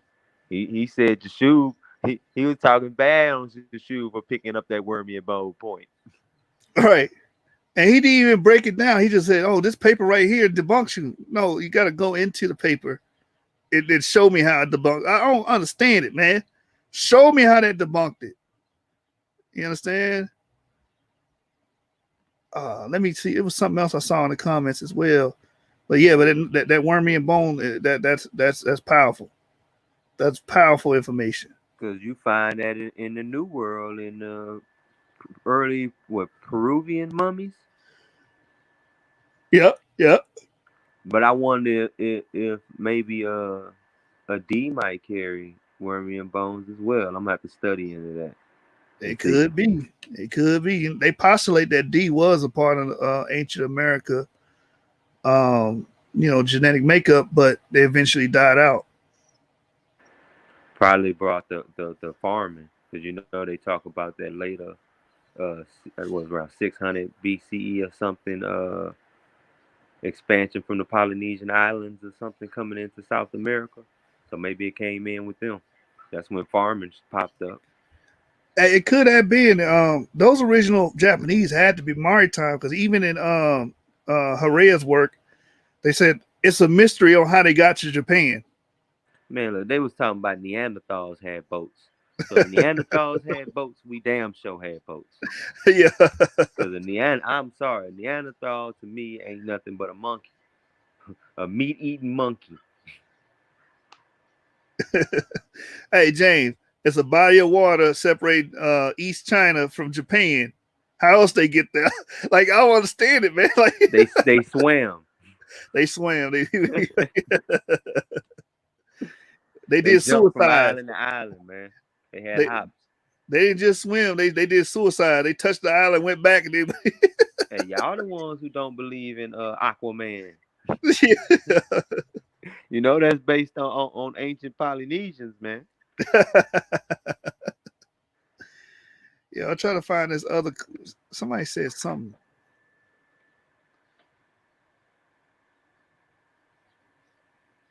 Oh man, this is beautiful right here. Maybe that's why a lot of kingdoms in sub-Saharan Africa are all CE kingdoms, but not BCE kingdoms. Exactly. And the ones that even are BCE, you don't see them until after 700 BCE, That's a which is fact. around the time of the Assyrian invasion into the Levant. That's a fact. I'm gonna start covering African civilization history on here as well. We're gonna go into Ouagadougou, and you're gonna be surprised at them dates, man. A lot of people gonna be surprised at them dates. They think it's going back 7,000 BCE or something. Like, nah, it don't. It's like you said, James. It's very recent. Mm-hmm. So we just got there, and it's crazy that all the action was going on in the Near East when we start coming through there. You know what I'm saying? In our little hometown of Israel, where we've already confirmed, what I'm saying, the E1B1A was part of that ancestral population group. Right. All right. I put the link in the back chat. Two brothers had something to say. If you're still here, you know what I'm saying, you're welcome to come on here and tell us why we're wrong or why I'm wrong or whatever, what you disagree with. You understand? You're welcome to come on here and say it. Dash Sharab said Ethiopian Highlanders are not Haplogroup E, they are Haplogroup J. So if that's the truth, I will accept it. Just come on here and show me. But Motorman was E1B1A2. But that's a totalitarian statement, which off basis I don't see why he would say that like that. Is he just saying like a majority of them are J, or what? And even saying that, I wouldn't find that to be accurate. They agro-pastoralists, ain't they? I think so. I think so. Yeah, And we don't. oh, go I ahead. don't have. Yeah, I don't have a dispute about different clades in there. That was my whole point in the in the presentation. We know there was a Eurasian transmigration through the different clades. So Exactly. I really wish he come on here and tell me what he's referring to. And all the modern populations aren't directly related to the ancient populations. You know what I Exactly. mean? Like that's the thing. A and B was in Nile Valley as well, according to a lot of these studies, and got pushed towards the south climb, which means it was pushed later south, like during the first century common era. You know what I mean? They was pushed further south. So I mean, like I said, a lot of this stuff keeps going on around times things are going on in our homeland in the first century or in the Mediterranean where we had colonies all over it. And I think people gonna be shocked. You say you gonna do the African, I might have to do a little one on Europe because now I seen what you just brought here. I'm gonna finish out my presentation and have it ready by Sunday. I'm gonna do Oh it yeah, Sunday. man, that's gonna be powerful. That's gonna Yeah, be I'm gonna do it powerful, Sunday. man. They ain't ready. They ain't ready. I'm gonna tell G Con go ahead and get you a front row seat. Oh man, you know that him and Kevin don't want none of that conversation, man. Yeah, man. Yeah, man. Where's old dude at, man? Where's he at? Tell him to click the link. Uh, This he is what said, we be please. talking about, man. We put out this information and boys get quiet, man. We can't buy a debate. People be like, man, put up $1,000. All right, cool. Nah, you ain't ready, man. You ain't ready. Wait a minute, man. You said put up 1,000. Let's Yeah. go. Hey, I guess Chemo responded to G Con. He said, Big Shim, Big Shemite. Big Shemite, man. The hell is a big Hamite? Hey, he want to be ham, man. Let him be ham. He'll throw away his destiny. Hey, I can't do nothing for him. Then that's his destiny to throw away. Shit. Hey, Ty Meek says, please do one on the note culture in the I Nissy did Gritty. one that presented a bit of information on the note culture on Maccabees TV, but maybe we can go into a maybe like 2000 BCE down to about 1000 BCE, or maybe to the first century Common Era on migrations into and out of Africa. You know, different kingdoms that popped up around that time and which had Israelite connections, and that'll be pretty much going into what Eldad the Danite was talking about the empire that took 200 and something days to walk across by foot across the Sahara.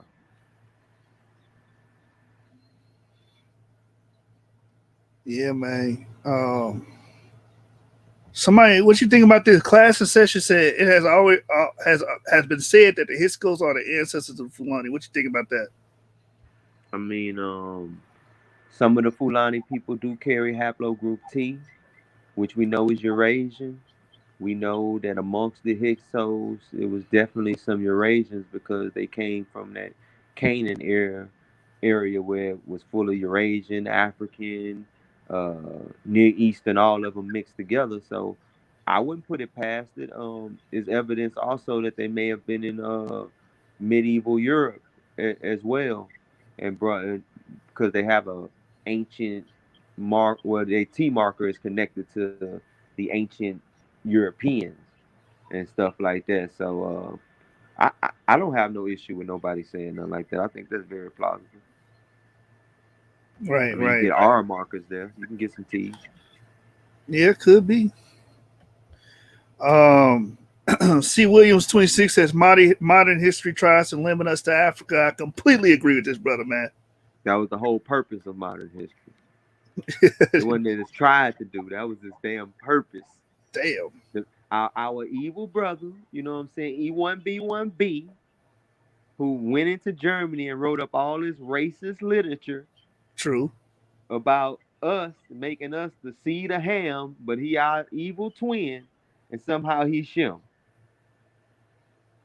But he the one came up with this, and the purpose was bottleneck us into Africa, disconnect us from our ancient culture, so we wouldn't know who the hell we were, and wouldn't know that we've been fighting with them for control of this world for at least the last 3,000 years at least. Yeah, yeah, roundabout. I mean, think about it. We went.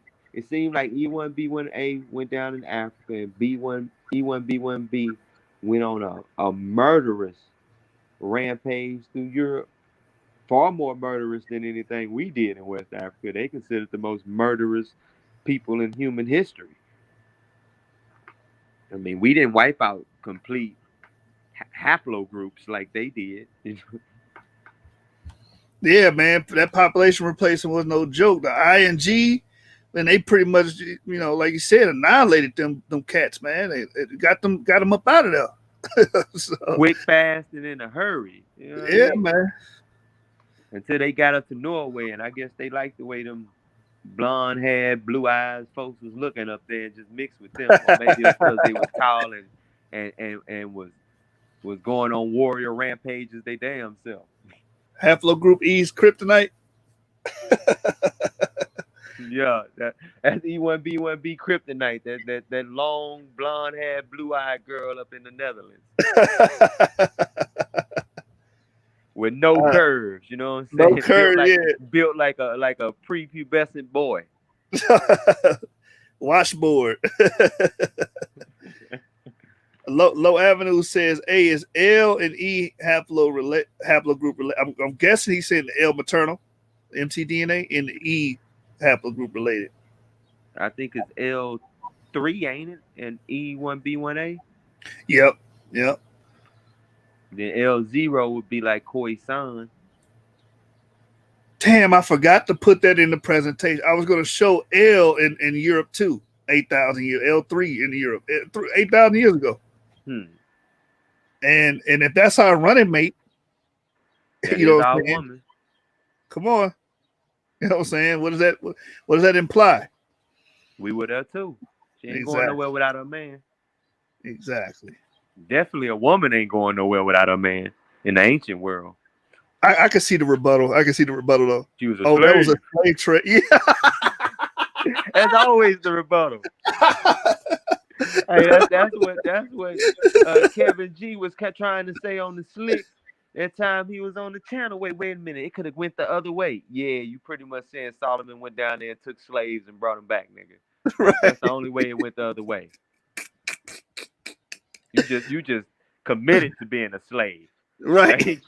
Anytime you see our DNA, slaves. Anytime you see black people anywhere outside Africa, slaves. That's the biggest invocation in the scientific and historic realms. Like that's what they invoke all the time. Slavery. Yeah. We couldn't just get up and be like, you know what, let's go farm. We are the first people. Let's do first people stuff, like invent farming. You know what I mean? We couldn't do that. Now it had to be like 4 or 5, you know what I'm saying, mutations later that this E1B1B come along. Let's just give him credit for everything. Yeah. Your twin brother, you want to give him credit for everything. He's a genius and you just the basis of all people. Pretty much. The base, eating bugs under the brush, living in dung huts, like you said, half-ass naked. You know what I'm saying? You walking around, not a kente cloth. You didn't have a kente cloth on. You had that little leaf thong on. Yeah, that's it. Looking like little chimpanzee people. Oh, man. Hold on. What is this brother talking? AJ, you got to, hey, man, let me holler at you. You're going to have to come on the stream and explain this. This brother says E1B1 is a special ancient lineage. It comes from a mighty hunter named Nimrod, who was very intelligent. That's why we call smart people Nimrods. Yo. I thought we called dumb people Nimrods. What is this brother talking about? Like, But I don't know where he just pulled that one out. He gonna have to show me some empirical data that links Nimrod with EP2. Come on, AJ, go on ahead. You know what I'm saying? We're gonna altar call your ass. You're gonna have to go Yeah, to the the altar. Bible say he come from a hunter and gatherer culture in Hamite, being a Hamite. So I don't know how he would be a pastoralist, an agriculturalist all of a sudden. Yeah.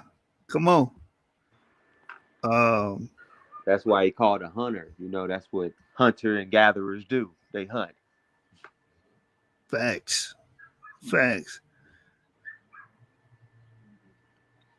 Yeah, Keith Lowley says haplogroup A I found among the Sudanese in the or wait, what are you trying to say? Haplogroup A. Yeah, indigenous Nile people. Yeah. They were. I'm guessing that's what I guess he asking a question or making a statement. One of the two. I don't know. Yeah, like I think I don't misquote me, but I think the Dinka are a. Yeah, it could. Yeah, man. I mean, they still there in them areas. So Yeah, the people in the Sudan, them super tall, lanky people, they haplogroup A. I saw another one that you might like right here. Have y'all looked into Gobekli Tepe? They say it's about 6,000 years older than the oldest Yep, around pyramid. anywhere from 10 to 12,000 BCE. Ancient pyramid. If you ask me, it looked like they was doing some type of cattle herding. Looked like a place where a sacrifice was made. You know, according to my ancient tradition, at the bottom of the mountain in Ararat, uh, my ancestor gave a huge sacrifice for them surviving the global climatic event they called the flood. So it looked like a memorialization to that event to me. Yeah, I knew you would chime in on that. I know you bring up Gobekli Tepe a lot. So And there's also they talk about an astrological event that happened about 10,000 years ago, where it was some type of strange like electronic storm up in the sky and stuff like that. And I think it also it astrologically aligned with Sirius B as well. So it's also a place in astronomy, a place of astronomy which was closely connected with agriculture in the ancient times anyway.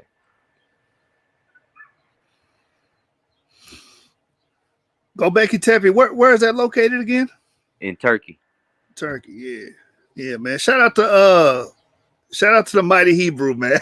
Shout out to the mighty Hebrew. Hey, I gotta talk to what's his breakdown on Gobekli Tepe because you know he brought up the Hindu Valley, and stuff like that. So I wonder what's his breakdown on that. The brother Vernon, said was Gobekli Tepe built by Haplogroup E.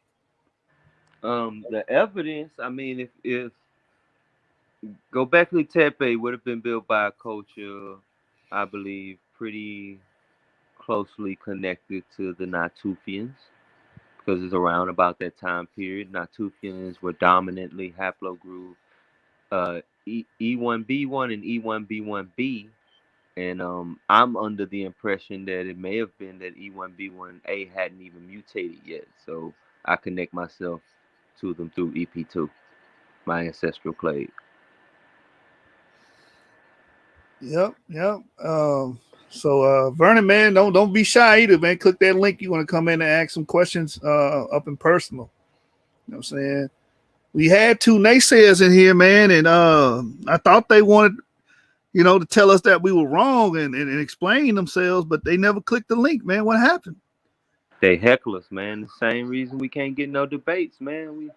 When the truth come out, it just, lies got to shut up and hide. That's all they can do. Run and hide in the corner. Yeah, man. You guys playing chicken, but eventually gonna get hit by a Mack truck playing chicken, man. So did I read this one earlier? They swear we hate being African. They think just because you are black, you are from Africa, which definitely is racist science. Got the nerve to call themselves woke, but preaching that biased nonsense, and that's a fact. Yeah, man. Preaching that outdated 1960s, you Negroes ain't nothing but slaves teaching. Yep. All right, man. Y'all better get your questions in fast, man. I don't see nothing else. If it ain't nothing else, I'm gonna conclude the class. Let me see. I'm strolling through.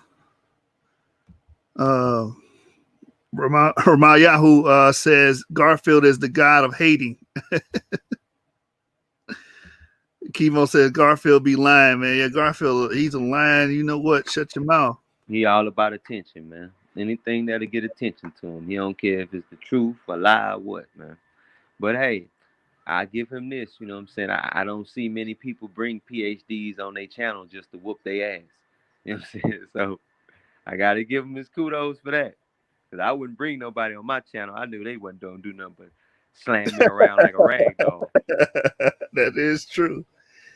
Dr. Rob said he can't come on. I guess you at work or something. I don't even know what that means, but you watching and you comment. But you said I can't come on, bro. But the Habesha Ethiopian Highlanders are Haplogroup J, recent admix from Yemen. Again, that's an absolute statement. Can I get a citation? You're obviously watching. Can I get a citation? So I can refer to some Y chromosomes, some data tables, and I can actually do some comparative analysis. Please, sir. D-Red, Blue Collar Scholar in the building. Say what it do. Listen, man. D-Red got something special for y'all tomorrow. D-Red. We are going to be covering Horace Butler's When the Rocks Cry Out. You understand? Oh, man.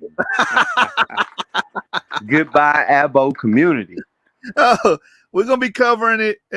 D-Red. I told D-Red he got to spearhead it, man. This is his baby. He got to rock it to sleep. So, y'all come through tomorrow so you can see us, read through Horace Butler's work on the Rocks Cry Out. If y'all not familiar with that, the Rocks Cry Out, the basic premise is everything over there in the Mesopotamia area, Egypt, Israel is in it's in the Americas. Okay, that's what he's saying. He's saying Egypt is in America. I forget where. Israel's in like Peru, I think. I can't remember everywhere. And the Nile is the Mississippi River. So I don't know. I don't know if I'm quoting this man right. I really don't know. I just know the essence of his argument is a lot of these places that here's my thing, man. Oh, here go D-Red. D-Red gonna let y'all, he gonna be able to explain it a lot better than me. You know what I'm saying? He familiar with Horace Butler's work. So, all right, man, what's going on, D-Red? Shit, what it do, baby? Shoot, finna go. We can grab some paper with. You breaking up, brother? You breaking up? D-Red.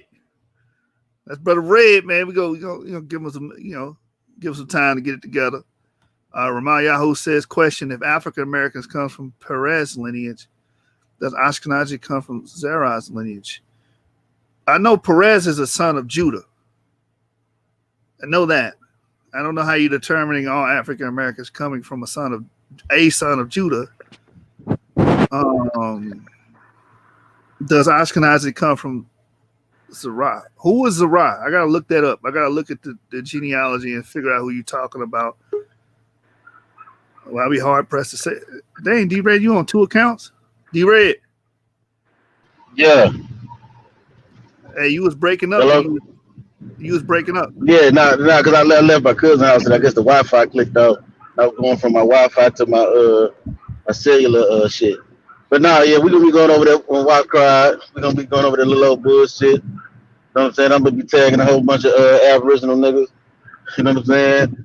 I'm trying to go Aboriginal power shit tonight to promote it for the mall.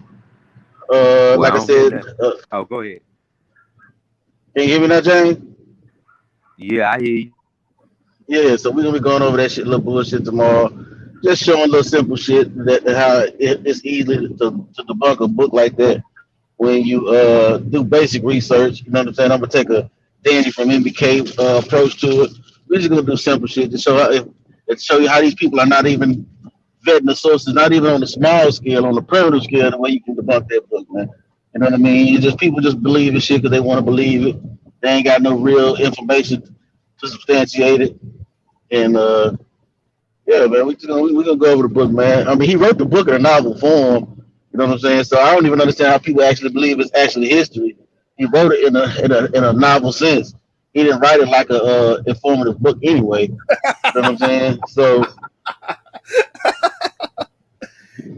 Yo, D-Red, tell the people, man, give them a little preview.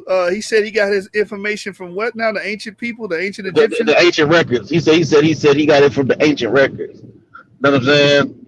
And so when you ask him what are those ancient records, he can't really give you no information. He said that the ancient records told him that he read showed that Moses, he found Moses' autobiography. He said that he found the Harker's grave is over here buried in the pyramids in the Americas. He said, what else this stupid nigga said? Egypt is in Texas and Israel is in Peru because Peru means navel of the world. Bunch of dumb shit, man. You know what I'm saying? And the sad thing is you got motherfuckers running around believing that shit and quoting that shit. You know what I'm saying? So that's the sad part.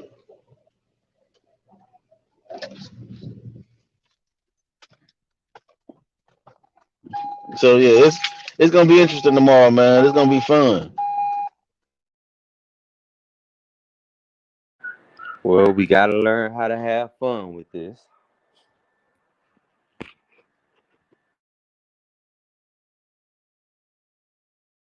Now that's true. We do gotta learn how to have fun with this, but it's hard when these cats don't know nothing. Really, I mean, I don't even know what else how else to put it. These cats don't really be knowing nothing about history. Yeah, they be knowing that Wikipedia article. That's what they be knowing. Man, James, they're not even looking at Wikipedia article because Wikipedia don't even substantiate this shit in that book. They're not gonna find a Wikipedia article to substantiate that shit. So, you know, and he really be wanting to say when he say ancient records, he really be wanting to say the Akashic records. I already know because he used it the same way people be using that Akashic record shit. So he don't know what he's talking about.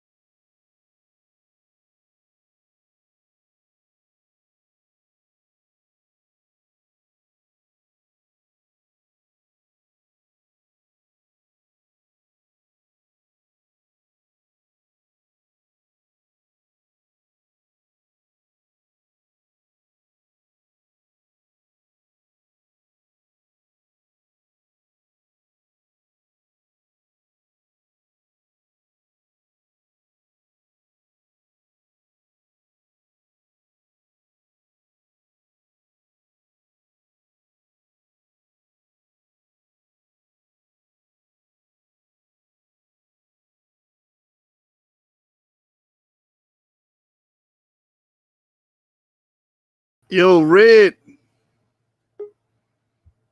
Yeah. I'm here. Hey, man, my internet went down for a second, man. I guess I'm gonna have to wrap it up. You let the people know what's going on tomorrow. We're gonna come back, man. Hopefully my internet is a little better tomorrow, man. It did that at the beginning of the show and it just did it here. But yeah, man.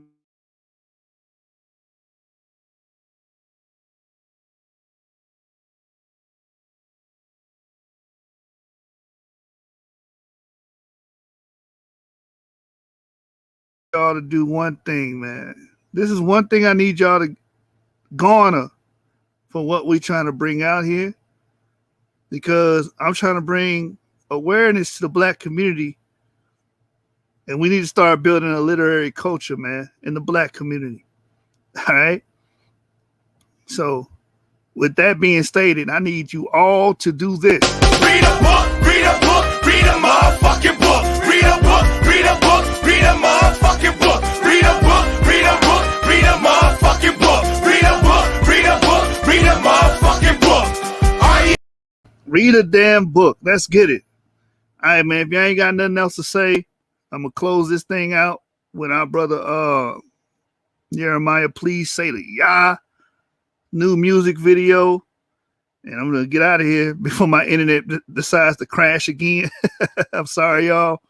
But I love every single one of y'all to come out every time we do a show and show your love and support. Hit that like button and subscribe to the channel. Tune in tomorrow. We are dealing with Horace Butler's book. We are going to deconstruct this brother's book, man. All right. You're probably going to come on a witch hunt after this. All right, man. 7 gang, source gang over everything. You know how we rocking, man. Let's get it.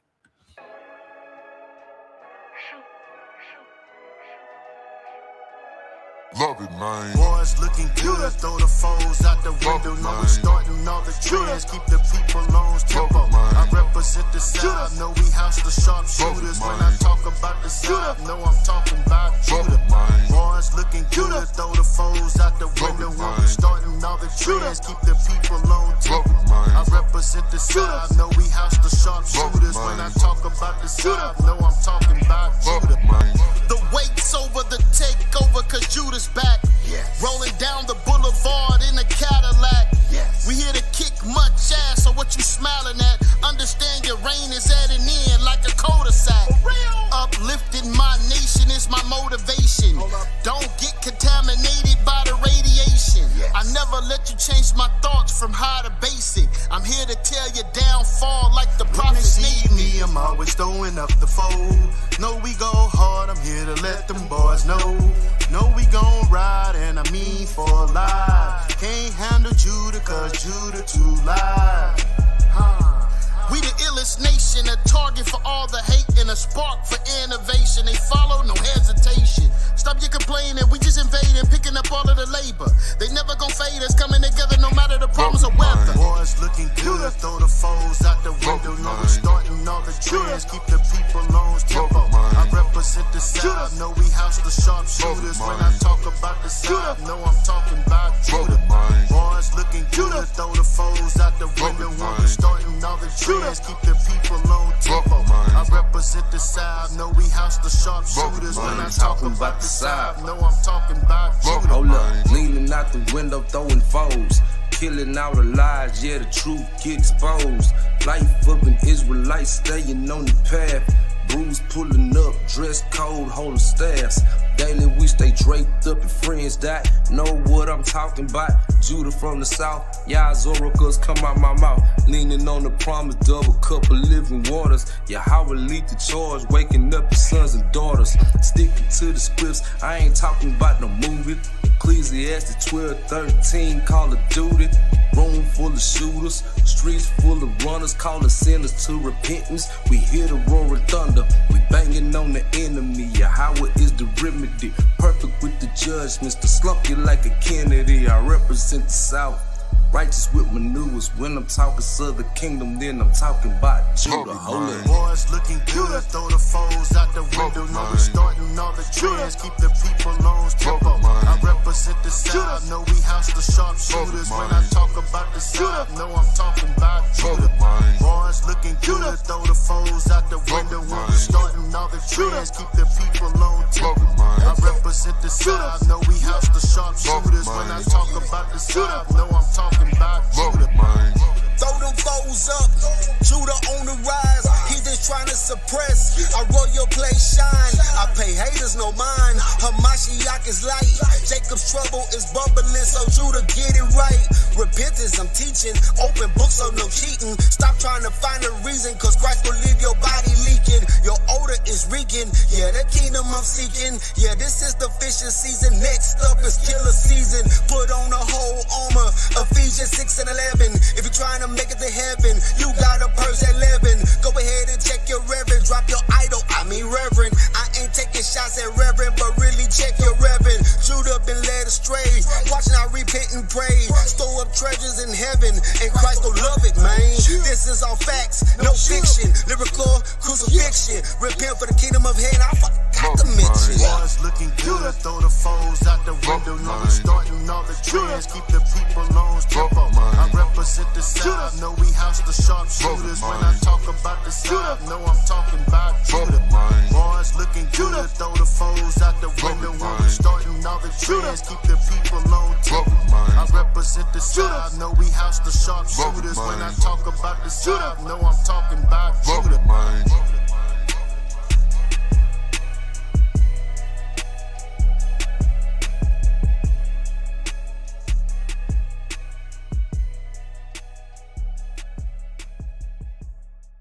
South, know I'm talking about Judah. Hold up. Foes up. Throw them foes up. Throw them foes up. Throw them foes up. Throw them foes up. Throw them foes up. Throw them foes up. Throw them foes up. Throw them foes up. Hey, James was in the video, man. Hey, y'all know how we rocking, man. 7 gang. We will be back tomorrow dealing with Horace Butlers when the rocks cry out. We need answers. All right. So you know how we rocking, man. I'ma see y'all. Peace. Shabbat shalom. Love y'all, family. We out. Gang.